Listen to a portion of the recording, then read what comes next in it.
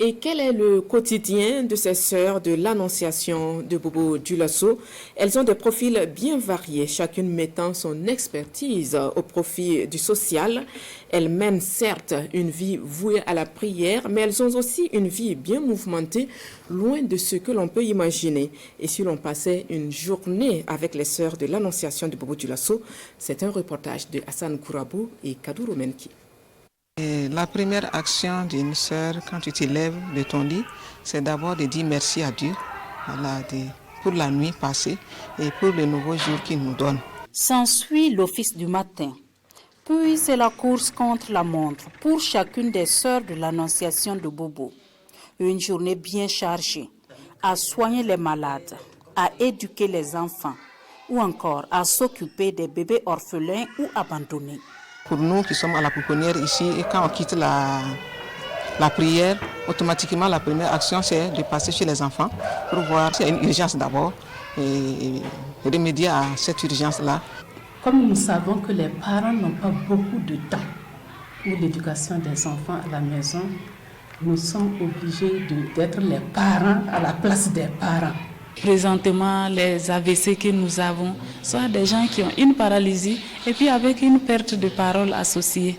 Ces personnes-là, c'est vraiment difficile et on essaie de faire la rééducation. Parfois, il y a certains qui ne retrouvent pas la parole.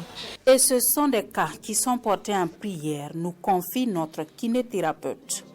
Une kinésithérapeute dont les clients n'ont de cesse de vanter les mérites. Je me sentais paralysé des deux côtés.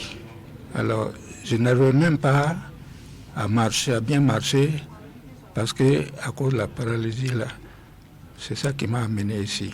Gloire à Dieu, parce que j'arrive à me déplacer, parce que quand je venais ici, les déplacements étaient très difficiles, il fallait qu'on m'attrape. Mais aujourd'hui, je marche seule. Les motifs de satisfaction sont également portés en prière par les sœurs de l'Annonciation de Bobo qui conjuguent subtilement vie spirituelle et vie professionnelle sans répit. Pour les sœurs de l'Annonciation de Bobo, chaque sœur a congé d'1 mois tous les 2 ans. L'année où tu n'es pas en congé, tu peux prendre 8 jours de repos en dehors de ta communauté, dans une autre communauté. Les prières communes sont les offices du matin, de midi et du soir. Des prières spéciales existent et elles sont fonction des jours.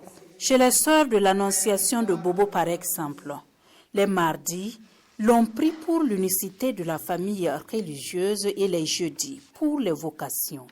Cette année, les aspirantes se chiffrent au nombre de 140. Je suis ici pour devenir sœur, pour aider les pauvres aussi, à vivre dans la paix et à prier pour la paix au Burkina Faso.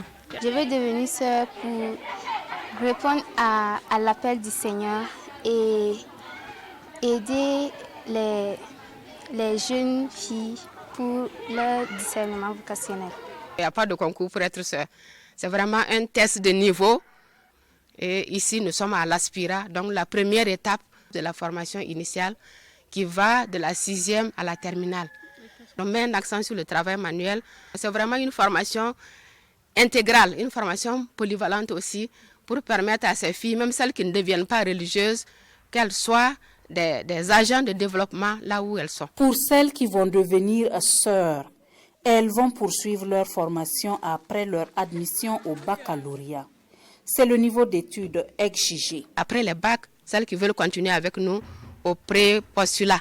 Après le pré-postulat, elles viennent à Bobo ici, à Samaga, pour le postulat. 1 an de postulat, 2 ans de noviciat, dans une année canonique. Et c'est après cela maintenant qu'elles vont faire les premiers vœux. Premiers vœux avec la robe, le voile et tout. Pendant leur période de vœux temporaires, les sœurs de l'Annonciation de Bobo entament également leur spécialisation dans différents domaines d'activité en fonction des besoins de leur congrégation. Une congrégation vieille de 75 ans.